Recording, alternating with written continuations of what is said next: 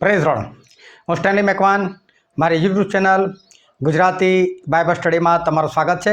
મારી ચેનલને આજે અત્યારે આગળ તમે સબસ્ક્રાઈબ કરી લો અને ઈશ્વરના જ્ઞાનમાં તમે વધતા જાઓ। કરાર કોષ ઓબેદ અદોમના ઘરમાં 3 મહિના સુધી રહ્યો અને ઈશ્વરે એને કારણે એને બહુ આશીર્વાદ આપ્યો।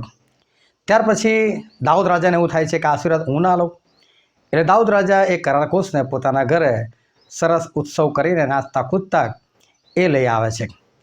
પરંતુ આ કરાર કોષ છે શું અને આ કરાર કોષ આજે કઈ જગ્યાએ જતો રહ્યો છે? આ કરાર કોષ એ સાની બનાવટ નહોતો। કરાર કોષની અંદર શું હતું, કરાર કોષની ઉપર શું હતું, આ કરાર કોષને કઈ જગ્યાએ મૂકવામાં આવતો હતો અને કરાર કોષ ખરેખર સૂચવે છે શું?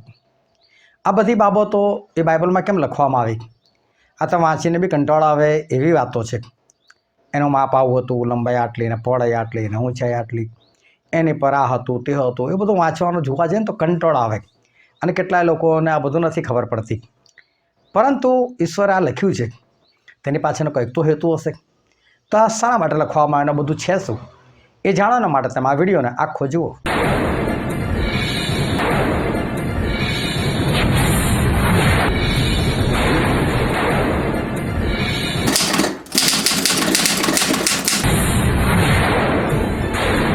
આજે છે તારીખ 28 ડિસેમ્બર, રવિવારનો દિવસ, અને રોજ વોટ્સએપ પર 10 સવાલ પૂછવામાં આવે છે, પરંતુ રવિવારે એક ખાસ સવાલ પૂછવામાં આવે છે અને આજનો સવાલ આવો જ હતો કે કરાર કોષ એ શું છે, એની લંબાઈ કેટલી, એની પહોળાઈ કેટલી, એ ક્યાં રાખવામાં આવતો હતો અને એની અંદર શું હતું। અને ઘણા બધા લોકોને આ વસ્તુ નથી ખબર કે આ કરાર કોષ ખરેખર શું હતું। પરંતુ નિર્ગમનનું પુસ્તક અને તેનો 25મો અધ્યાય અને હું તમારી આગળ વાંચું છું તેની 10મી કલમથી, અને ત્યાં આગળ આ બાબત વિશે લખવામાં આવેલું છે। અને તેઓ બાવળનો કોષ બનાવે, તેની લંબાઈ 2.5 હાથ ને તેની પહોળાઈ 1.5 હાથ ને તેની ઊંચાઈ 1.5 હાથની હોય। હવે આગળ હાથ શબ્દ વાપરેલો છે। હવે 1 હાથનો મતલબ થાય છે 1.5 ફૂટ, એટલે કે આ જે કરાર કોષ જે છે તે એ કરાર કોષની લંબાઈ 2.5 હાથ, 2.5 હાથ એટલે 1 હાથ એટલે સમજો કે 1.5 ફૂટ, તો એની લંબાઈ 2.5 હાથ એટલે 1 હાથ એટલે 1.5 ફૂટ, તો એ રીતે એની લંબાઈ 2.5 હાથ હતી, એની પહોળાઈ 1.5 હાથ અને એની ઊંચાઈ પણ 1.5 હાથ હતી। અને પછી કે તું તેને ચોખ્ખા સોનાથી મળ, એટલે બનાવવાનો શાનો? અને બાવળનું ઝાડ એટલે જંગલી ઝાડ, એની પર નકરા કાંટા ઉગે। અને ઈશ્વરે જ્યારે આદમને શ્રાપ આપ્યો હતો એના પાપને કારણે, ત્યારે પ્રભુએ કીધેલું હતું કે હવે પૃથ્વી તારે સારું કાંટાળી ઉગાવશે, એટલે આ છે ને બાવળનું ઝાડ એક શ્રાપિત વસ્તુ કહેવાય। તો શ્રાપિત વસ્તુમાંથી આ કોષ બનાવવાનો હતો, પરંતુ પછી એને શું કરવાનું હતું?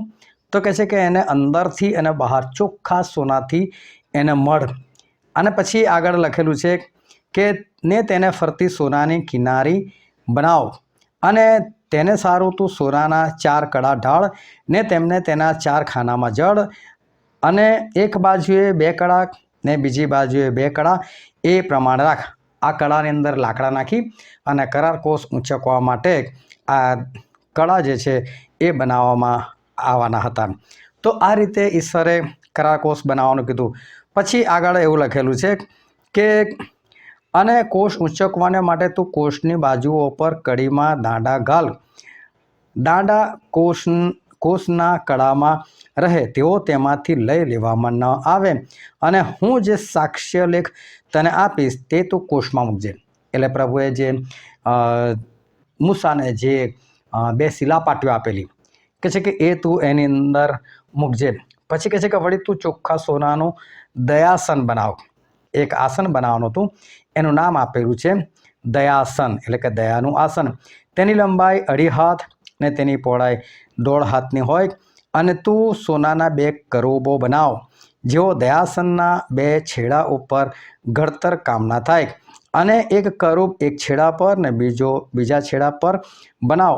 દયાસનને 2 છેડે તેઓ સાથે સળંગ એ પ્રમાણે તું કરુબો બનાવ અને કરુબો પાંખો ઊંચી પસારીને તેના મુખો સામસામા રાખીને દયાસન પર પોતાની પાંખોથી આચ્છાદન કરે. કરુબોના મોં દયાસન ભણી રહે અને કોષ ઉપર તું દયાસન મૂક અને હું તને જે સાક્ષર આપીશ તે તું કોષની અંદર મૂકજે અને ત્યાં હું તને મળીશ ને ઇઝરાયલ પુત્રોને સારું જે આજ્ઞા હું તને આપીશ તે સર્વ વિશે સાક્ષ્યલેખના કોષ પરના દયાસન ઉપરથી 2 કરુબોની વચ્ચેથી હું તારી સાથે વાત કરીશ. આ પ્રભુએ મૂસાને આ પ્રમાણે કીધું કે કરાર કોષ બનાય. હવે કરાર કોષ તો એની લંબાઈ ઊંચાઈ પહોળાઈ આપણે જોઈ લીધી, પણ એની ઉપર કહે છે કે દયાસન બનાવ, એટલે કે એનું એક ઢાંકણું બનાય. એ ઢાંકણાનું નામ હતું દયાસન. હવે એની પર 2 કરુબ.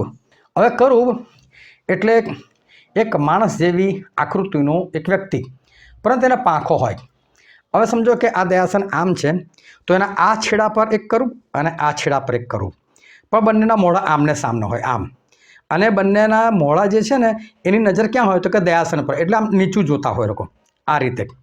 અને પછી એ લોકોની પાંખ જે છે એ પાંખ છે ને અહીંયા દાખલા તરીકે આ કરુબ છે તો અહીંથી આમ ઊંચી થઈને એની પાંખો આમ આવે, અને આ બાજુનો જે કરુબ છે એની પાંખો આમ થઈને ઊંચી થઈને આ બાજુ આવે. એટલે આવી રીતે પાંખો આવે ને એટલે બંનેની પાંખો આમ મળી જાય.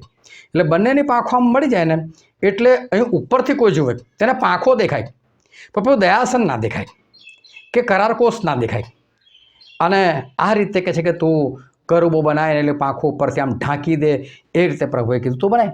અને પછી આ 2 કરુબોની વચ્ચે એટલે આમ કરુબ છે, આ એમની પાંખો છે આમ, અને એની વચ્ચેનો ભાગ, એ વચ્ચેના ભાગથી ઈશ્વર કહે છે મૂસાને કે મૂસા હું તારી સાથે આવીશ કે અને ત્યાં હું તારી સાથે વાત કરીશ. જો આ રીતે ઈશ્વરે આ કરાર કોષ બનાવવાનું કીધું, તને લંબાઈ પહોળાઈ ઊંચાઈ તો તમને મળી ગઈ. એ શામાંથી બનાવવામાં આવતું તો કહે છે કે બાવળમાંથી, એટલે કે જંગલી અને શ્રાપિત ઝાડમાંથી. પરંતુ એને અંદર અને બહાર શાનાથી મળે તો કે સોનાથી. હવે જો લોકો આ જુએ ને કરાર કોષ એની ઉપરનો દયાસન તો બધા શું, ઓ વાવ સોનાનું જોરદાર છે, પરંતુ સોનાથી તો ઢાંક્યું છે. એની અંદર શું હતું? એની અંદર જંગલી બાવળ. એ બાવળની કોઈ કિંમત નથી, પણ કિંમત શાના લીધે વધી ગઈ તો પેલા સોનાના કારણે એની કિંમત વધી ગઈ. પછી હું તમારા માટે બાઇબલમાંથી એક વચન વાંચું છું, હિબ્રુનો પત્ર તેનો 9મો અધ્યાય અને પહેલી જ કલમથી વાંચું છું. હવે પહેલા કરારમાં પણ ભજન સેવાના વિધિઓ તથા ઐહિક પવિત્ર સ્થાન પણ હતા. કેમ કે મંડપ ઊભો કરવામાં આવ્યો હતો એટલે પહેલા ભાગમાં દીવી, મેજ તથા અર્પિત રોટલી હતી, તેને પવિત્ર સ્થાન કહેતા હતા. અને બીજા પડદાની પાછળ બીજો ભાગ હતો, તેને પરમ પવિત્ર સ્થાન કહેતા હતા. હવે જંગાળે 2 સ્થાનની વાત કરી છે. પહેલું સ્થાન હતું એને પવિત્ર સ્થાન, પછી પડદા અને પડદાની અંદર બીજું સ્થાન હતું એને પરમ પવિત્ર સ્થાન કહેવામાં આવતું હતું. પછી શું કહે કે તેમાં એટલે કે પરમ પવિત્ર સ્થાનમાં સોનાનું ધૂપપાત્ર તથા ચારે તરફ સોનાથી મઢેલી કરારની પેટી હતી. એટલે પરમ પવિત્ર સ્થાનમાં શું મૂકવામાં આવતું હતું? કરાર કોષ. પછી શું લખ્યું છે? એ પેટીમાં એટલે કરાર કોષમાં માનનાથી ભરેલું સોનાનું પાત્ર, હારૂનની કડી ફૂટેલી લાકડી તથા કરારના શિલાપટ હતા. જો આ કરાર કોષની અંદર શું મૂકવામાં આવેલું હતું તો સૌથી પહેલું તો એની અંદર લખવામાં આવેલું છે, ગાડી જે વાત લખવામાં આવેલી છે કે આ કરાર કોષની અંદર કે છે માનનાથી ભરેલું સોનાનું પાત્ર, હારૂનની કડી ફૂટેલી લાકડી અને કરારના શિલાપટ. એટલે જે ઈશ્વરે 10 આજ્ઞાઓ મૂસાને જે પથ્થર પર લખીને આપેલી હતી એ બંને તો કરાર કોષની અંદર આ મૂકવામાં આવેલું હતું. હવે જો કરાર કોષની અંદર સૌથી પહેલાં શું હતું? આજ્ઞાઓ, એટલે કે ઈશ્વરની આજ્ઞાઓ. બીજું શું હતું? માનનાથી ભરેલું સોનાનું પાત્ર. હવે માનના શું હતું? જો તમે 30 દિવસ નોકરી કરો છો અને 31મા દિવસે તમને જે પગાર મળે છે એ તમારો અધિકાર છે, એ તમારો હક છે. ને તમને ના મળે ને તમે અવાજ કરીને એ ક્યારે આપશો ભાઈ અમારો પગાર, અમે મહેનત કરે છે આપો. એટલે તમારી મહેનતનું ફળ છે. પણ તમે મહેનત જ ના કરતા હોય અને તો તમારો માલિક લે પગાર લઈ જાય, આવતા મહિને ફરી આવજો 1લી તારીખે ફરી પગાર લઈને જજે. તેને શું કહેવાય? એ છે ને આશીર્વાદ કહેવાય. કેમ કે તમે મહેનત નથી કરી છતાં તમને મળ્યું. તો ઇઝરાયલ પુત્રો રસ્તામાં શું કરતા હતા? મહેનત કરતા હતા? શું લોકો કોઈ જોબ જતા હતા? શું લોકો ધંધો કરતા હતા? કશું નહીં. આ તો બધા ગુલામીમાંથી નીકળેલા હતા. એ લોકો કશું નહોતા કરતા, અને છતાંય ઈશ્વર લોકોને 2 ટાઈમનું ખાવાનું આપતા હતા. આ હતો ઈશ્વરનો આશીર્વાદ. તો કરાર કોષની અંદર માનનાથી ભરેલું જે પાત્ર છે ને, એ ઈશ્વરનો આશીર્વાદ દેખાડે છે. પછી એક વાર શું થયું કે ઘણા બધા લોકો મૂસાની વિરુદ્ધમાં આવ્યા.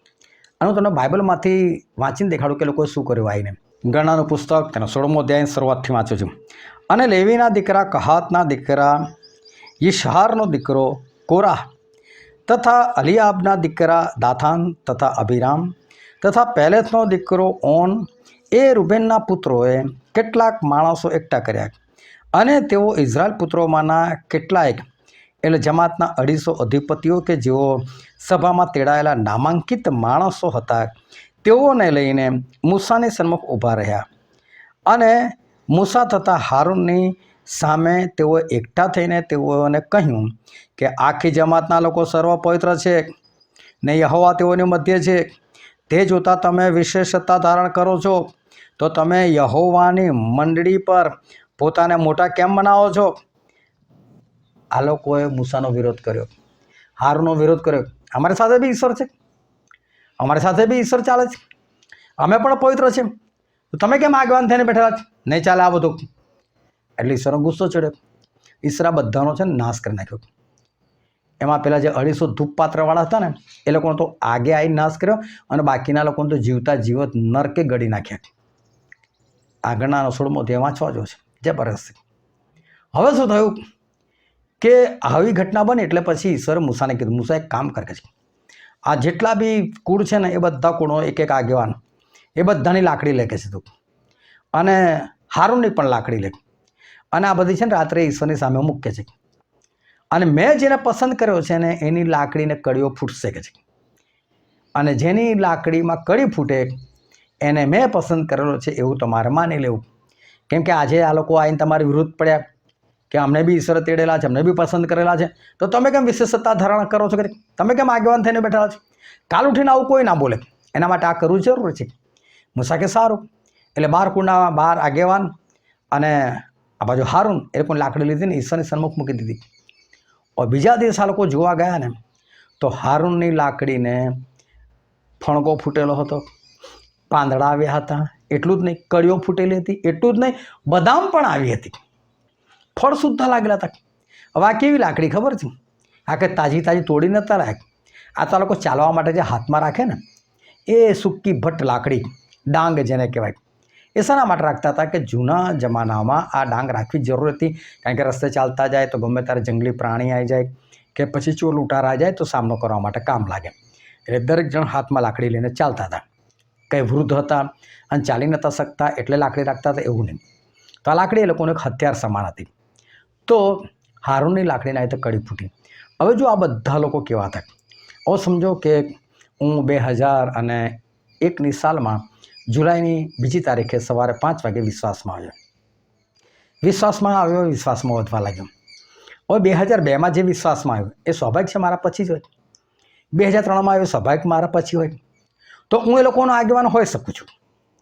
પરંતુ સમજો કે બધા જ 2001માં જ 1 જાન્યુઆરીએ સવારે 5 વાગે એક સામટા 50 જણા વિશ્વાસમાં આવ્યા. હવે 50 જણમાં આગેવાન કોણ? ચલો બીજી રીતે તમને જણાવો કે બીકોમ ભણેલા લોકો છે 50 જણા. 50 ઇંગ્લિશ મીડિયમમાં જ બીકોમ કરેલું છે અને એકાઉન્ટ સબ્જેક્ટ સાથે જ કરેલું છે. 50 જણા 65% આવેલા છે. મતલબ બધા યોગ્ય છે, એક જ સરખી યોગ્યતા ધરાવે છે, બધાની ઉંમર સરખી છે. હવે આમાંથી કોઈને આગેવાન બનાવો હોય તો કોને બનાવો? આ તો મુશ્કેલ થઈ જાય. અને છતાં એમાંથી કોઈ એકને આગેવાન તરીકે પસંદ કરવામાં આવે તો શું કહેવાય? હવે શું કહેવાય હું તમને બતાવું. આ લોકો બધા છે ને ક્યારે વિશ્વાસમાં આવ્યા? જ્યારે લોકો મિસર દેશની ગુલામીમાંથી આઝાદ થયા ને ત્યારે આ બધા સાથે વિશ્વાસમાં આવેલા છે. બધા એક સરખા છે, કોઈ જૂનો વિશ્વાસી નથી. હવે એમાં આ લોકો એવું કહે છે કે તમે કેમ આગેવાન થઈને બેઠેલા છો? હારૂન બી એમાં જ છે.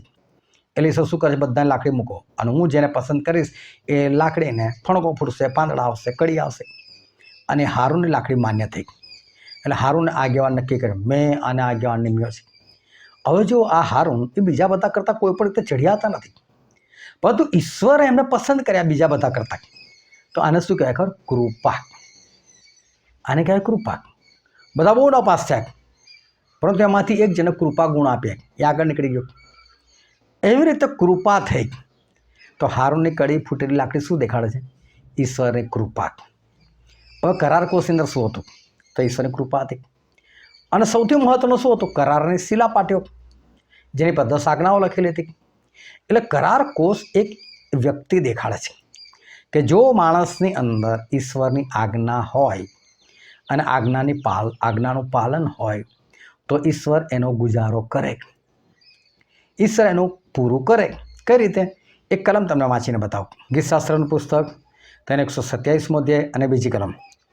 તમારું વહેલું ઉઠવું અને મોડું સૂવું તથા કષ્ટે વેઠીને રોટલી ખાવી તે પણ વ્યર્થ છે. તમે વહેલા ઉઠો, બહુ મહેનત કરો, રાત્રે મોડા આવો, મોડા સૂઈ જાઓ, બહુ મહેનત કરો, અને આટલી બધી કષ્ટ વેઠીને આટલી બધી મહેનત કરીને તમે રોટલી ખાઓ, તમે સારું ખાવાનું ખાઓ, ઈશ્વર કહે છે તો વ્યર્થ છે. પછી એનું કારણ આપ્યું છે. કેમ કે તે એટલે કે ઈશ્વર પોતાના વહાલાઓ ઊંઘતા હોય તો પણ તેમને આપે છે.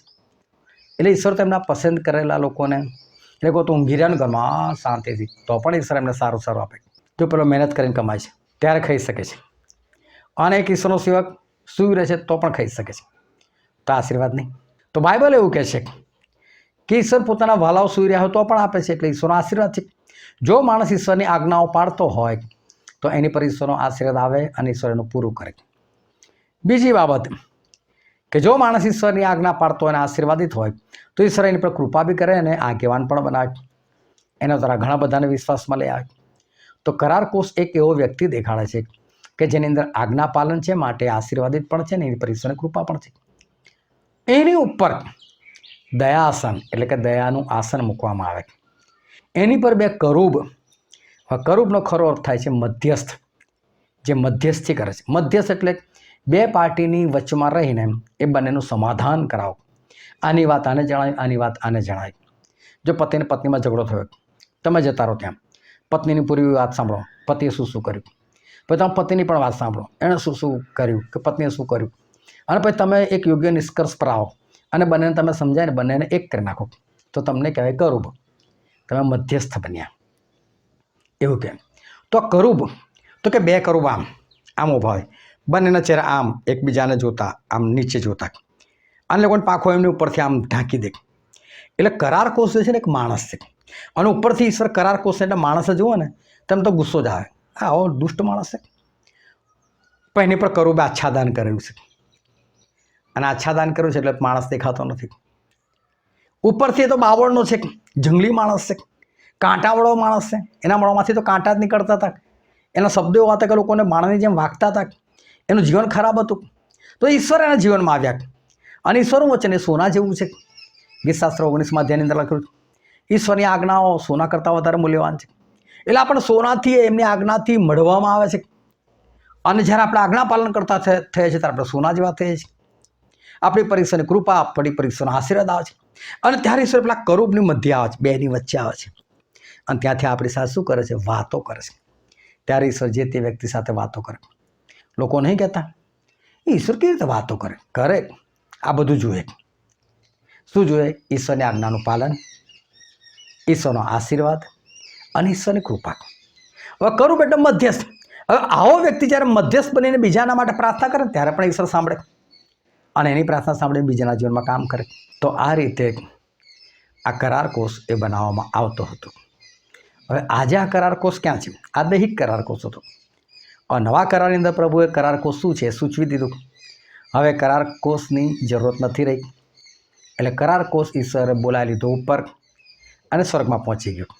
અને બાઇબલની અંદર તમે વાંચીને બતાવો. પ્રકટીકરણનું પુસ્તક, તેનો 11મો અધ્યાય, અને વાંચું છું 19મી કલમ.